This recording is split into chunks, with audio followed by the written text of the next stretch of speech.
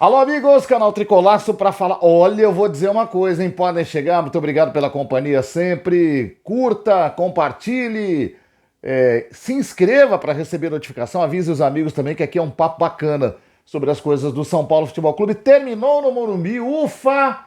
São Paulo 2, Goiás 1. São Paulo dorme terceiro colocado nessa nona rodada do Campeonato Brasileiro, mas eu vou dizer uma coisa, hein? Que complicado. É engraçado que nos últimos jogos o São Paulo tem se notabilizado por complicar alguns jogos, né? Isso tem lado bom e lado ruim, eu já vou explicar. Só que antes queria contar uma coisa curiosa, que quando o Dorival foi contratado, eu acho que eu falei aí, depois tem que dar uma olhada no vídeo lá da contratação do Dorival. Eu fiz uma brincadeira, porque o Dorival não era exatamente uma unanimidade, né? Tem muito aquela coisa de que o Dorival faz parte de um grupo de técnicos no Brasil que já deu o que tinha que dar. Não é bem verdade isso. Na verdade, o Dorival faz parte de um grupo de técnicos do Brasil que nunca, na verdade, protagonizou. Sempre foi bom, conhecedor de futebol e tal, mas não era da prateleira mais alta, né? E um dos motivos é porque tem uma lenda a respeito do Dorival que eu falei naquele vídeo, que é uma, na verdade, é uma zoeira, evidentemente, é uma brincadeira, que diz assim, Dorival vem aí, pelo menos uns 10 jogos a gente sabe que o time vai jogar bem, depois a tendência é cair. Coincidência ou não, o jogo de número 10 do Dorival foi o jogo da terça-feira lá pela Copa Sul-Americana contra o Academia Porto Cabello, onde as coisas também não foram tão fáceis, mas o São Paulo venceu por 2-0 lá. Hoje é o 11º jogo do Dorival. E eu achei que a maldição estava aí, rapaz. Não é que sejam 10 jogos mesmo, claro, é onde eu falei, é uma brincadeira. Podem ser 15, podem ser 20. O fato é que o Dorival tem mesmo essa curva de subir e depois cair. Isso acontece muito com ele. Porém, eu ouso dizer que isso acontecia com o velho Dorival. E não com o Dorival que a gente vê desde o Ceará no ano passado para cá.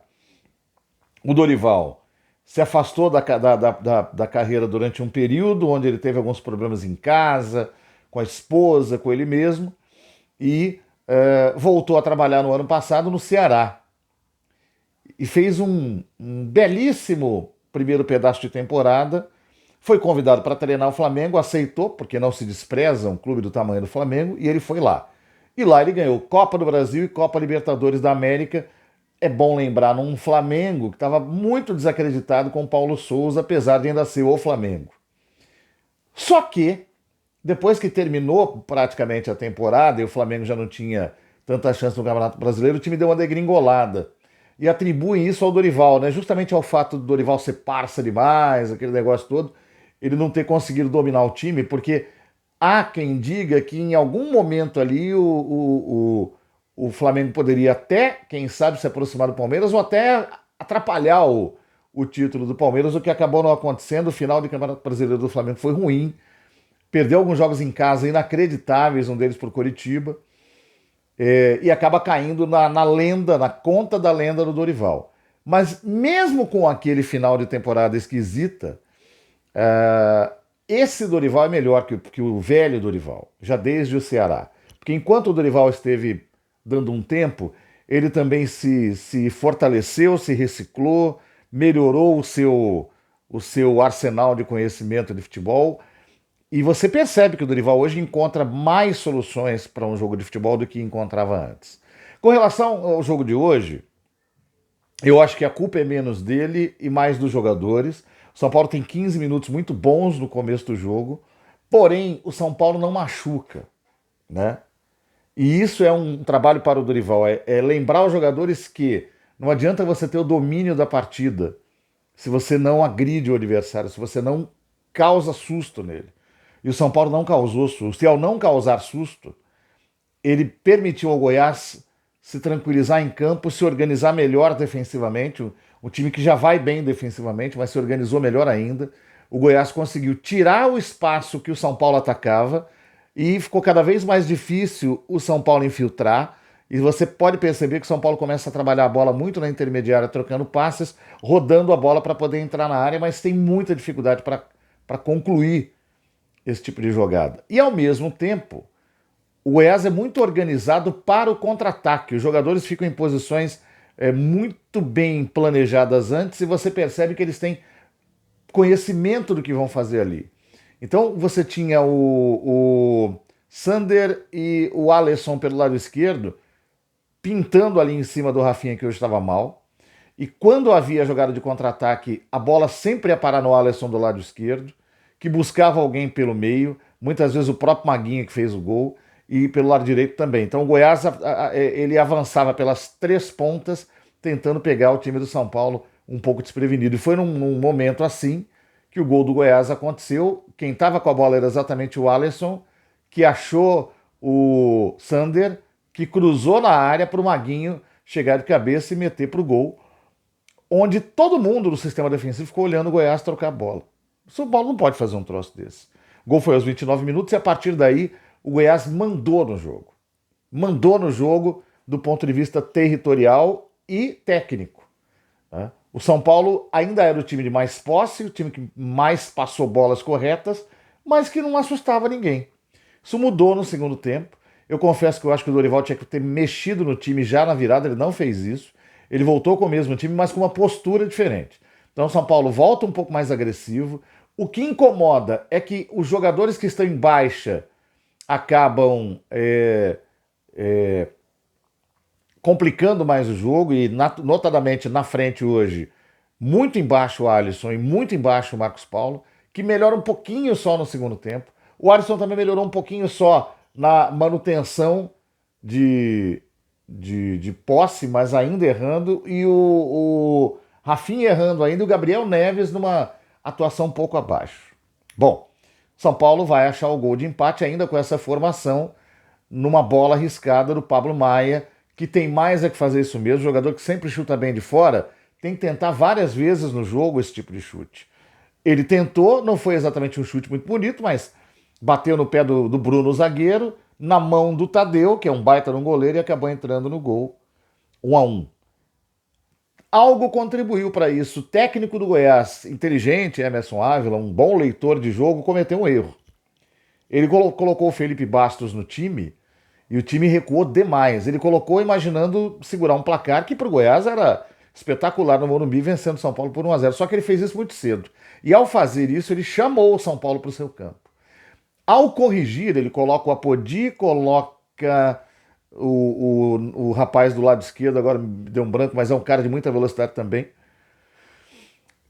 e faz uma terceira substituição. Ele projeta um pouco mais o time do Goiás, mas aí ele já tinha dado ao São Paulo aquela condição de entrada no seu campo com um pouco mais de tranquilidade, já tocando melhor a bola, e assim surge.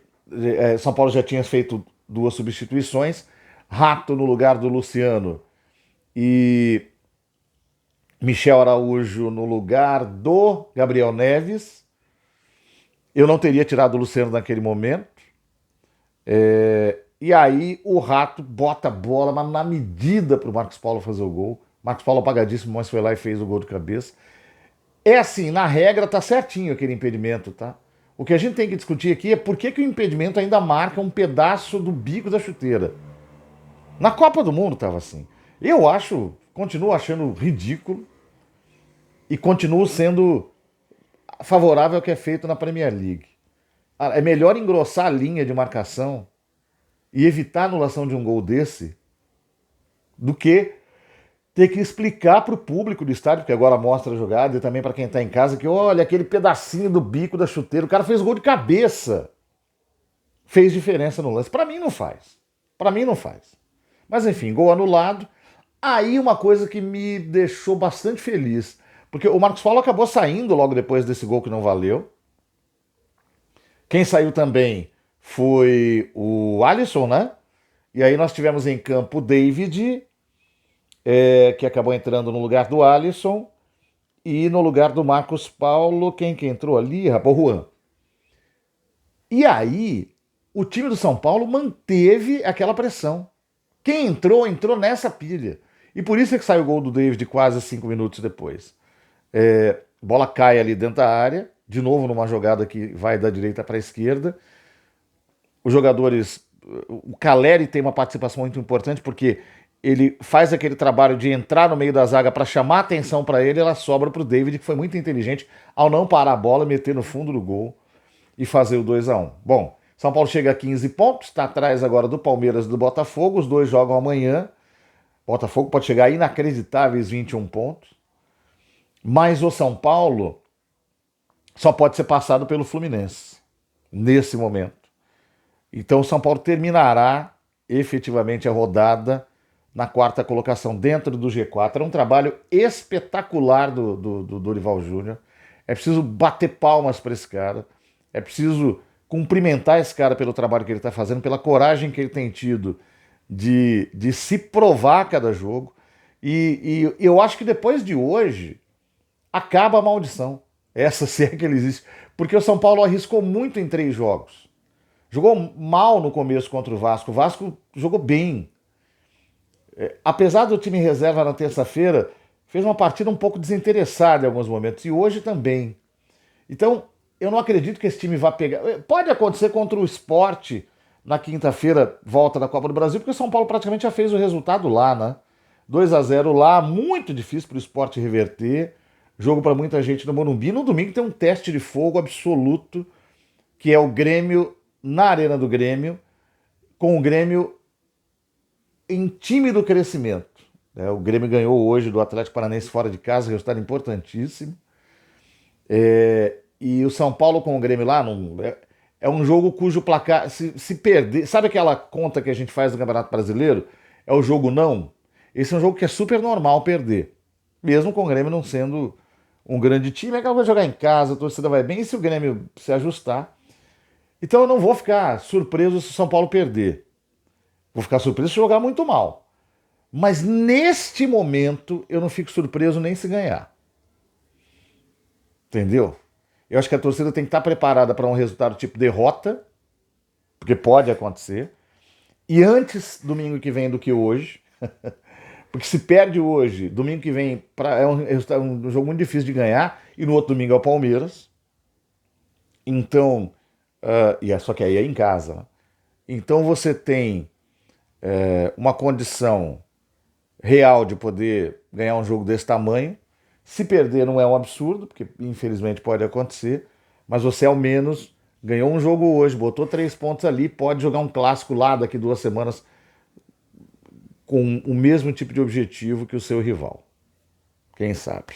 Tudo isso na conta do ótimo trabalho que o Dorival Júnior está fazendo. Valeu, gente. Obrigado pela companhia por aqui. E até a próxima, hein? Essa semana eu vou dar uma viajadinha. Estou de férias lá das rádios. E na quinta-feira não sei como é que vai ficar o nosso vídeo. Se não tiver vídeo, eu aviso. Mas no domingo, certeza, estaremos aqui. Abraço a todo mundo. Obrigado pelo carinho e pela preferência sempre. Até mais.